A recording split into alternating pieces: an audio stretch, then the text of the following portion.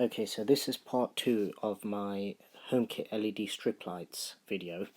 In the first part, I showed you the actual hardware and the basic setup in the Magic Hue app.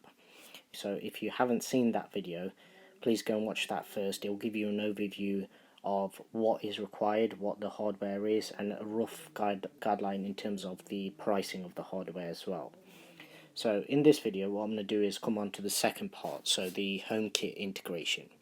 So as I mentioned in a previous video, these being generic LED strip lights ordinarily wouldn't show up in HomeKit. So the usage of these would still be via a third-party app, which negates the whole purpose of me having them. Everything that I wanted in a single app in my HomeKit or Home app as it is. So what I'll do is I'll just go over what the next step is.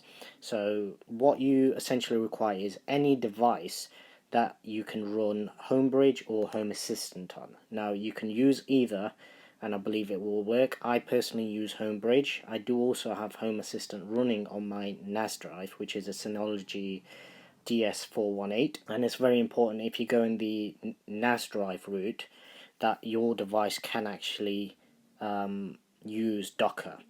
Originally, when I purchased my first, well, not my first, but I purchased a network drive with the intent of having it expandable, and I went for the 416 play.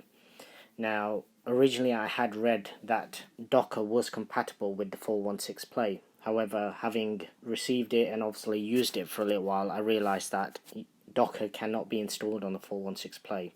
Luckily, because I'd purchased the network drive from Amazon, they actually allowed me to return it and upgrade it to the 418, paying the difference obviously. So that's a little plug for Amazon. Their customer service is definitely one of the best out there. But coming back to the subject, so essentially what you need is a session of Docker running. So this is obviously just an overview of my network drive, how it's actually set up. This is the Synology software. So if you go into Docker, and on this first page, obviously one of the things that I actually did was I increased the RAM on my network, on my NAS drive, just because I wanted it to be able to handle a lot more stuff. So ordinarily I think it comes with 2 gig RAM or something like that, and I actually upgraded it to 10 gig. It never gets even close to hitting the peak of what or maxing out, but that's the whole point. I wanted it so then it had a much higher ceiling and it only used a much lesser amount, rather than it ever bottlenecking and having to throttle down on certain things.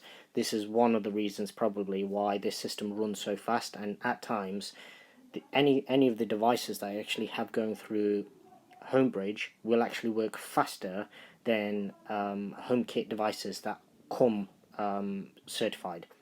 I've actually tested that these, as long as the network drive is on and as long as I have a Wi-Fi connection, I can communicate with them via the Home app or Siri or any other means that you can actually do it, Siri shortcuts, NFC tags. I can use all of these methods and it will actually turn those LED strips on and off faster than the actual lights and switches and everything else that I've actually got connected to HomeKit. So essentially on Docker, what you do is, if I just come down here, essentially what you end up doing is you add an image. So as you can see here, I have the Home Assistant image running there. I also have the Homebridge one.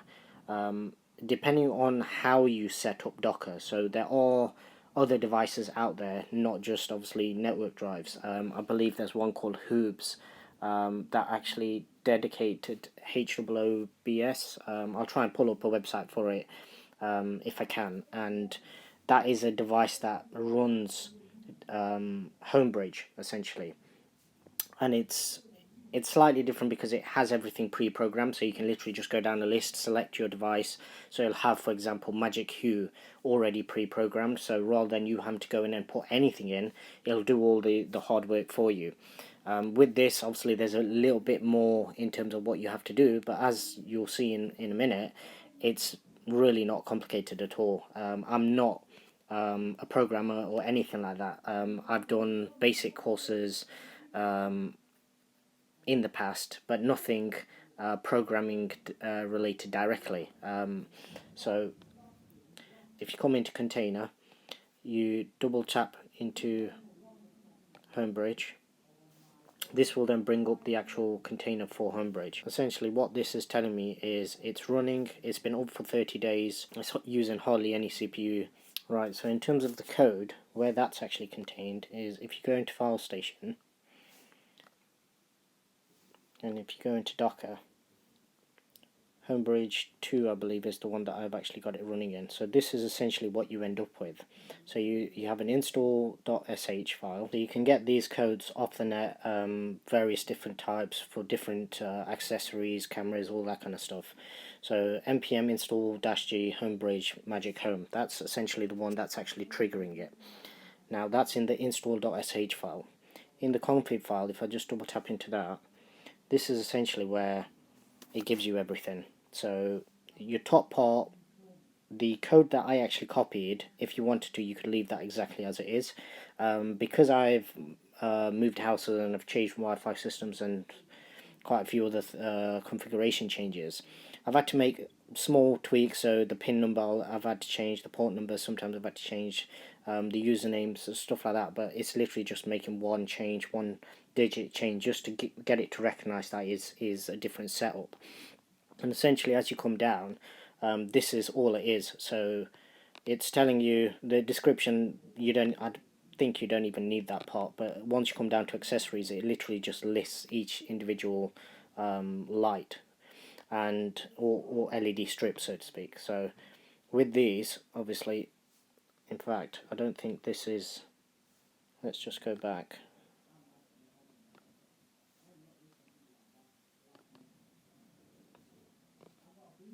Yeah, that looks more like it. No, it's exactly the same. 1, 2, room, front room, next room, kitchen. Yeah, it is exactly the same. I just thought in that first video, obviously, I used the additional light that I wasn't actually using it, and I believe last time I had it set up, I actually had that listed in this list as extra. So where it says the name, it was just listed as extra. I must have named it as one of these at some point, but essentially what you're doing is you're naming it, you're giving it the IP address of the light, and what I'll do is I'll just pull up the Magic Hue app on my iPhone just to show you how you actually get the IP address. So if you go into the Magic Hue app, you go into the settings icon, device settings, if you click on the actual device and then you go to device information, you'll actually pull up the IP address, your MAC address and everything like that. Now the MAC address is important. This is the one that's will be blanked out on this screen, because if you want to create a static IP address, then that's what you want to use. So what I've done is, obviously this is the second part, so this Homebridge is now listing all of these individual IP addresses. These are obviously pulled from the Magic Hue app, and it's telling this Homebridge configuration. So if we come back to Docker, it's essentially running through this, and it's creating a bridge similar to, or a hub if you like, similar to what your Philip Hue hub would be doing, or the Cora hub in this instance. So if we go across into the Home app, now it won't be listed in the main list because I've not got it saved as a favorite. However, if I go to rooms, I have actually got this saved in a separate room under Homebridge, and if you just click into it, essentially there are no settings to this. There isn't anything that you need to actually configure or anything to that effect. If you go into it, all it's doing is it's recognizing the Homebridge hub that's running on my NAS drive. You can rename it, you can put it into whichever room you like. If you wanted to, you could also include it in your favorites just by doing that. Personally, I don't want it listed there. And then in under accessories, it'll list all the various devices that it's actually recognizing. Now, if you were to go in and delete some of these from the config file, or if you were to re-add them, as soon as you restart Docker, it will then scan to see which one it recognizes, and it will pull these up. Now, obviously, if there's an issue with the code in Docker, then or in Homebridge, then it won't actually run correctly. However, as long as your code is running correctly, then it will pull through anything that it detects, and it can find the correct IP address for. So essentially, that is part 2 of these videos. What I will also do is I'll make a third part just detailing how I've got my Orbi network set up, just in terms of listing the static IP addresses for these various lights and a couple of other devices. That won't be relevant to everybody, and obviously for if you need advice in terms of setting up a static IP address in your router, I'd recommend just having a search online. That's all I did. Even with this Homebridge, I searched all of this online. This isn't a how-to guide.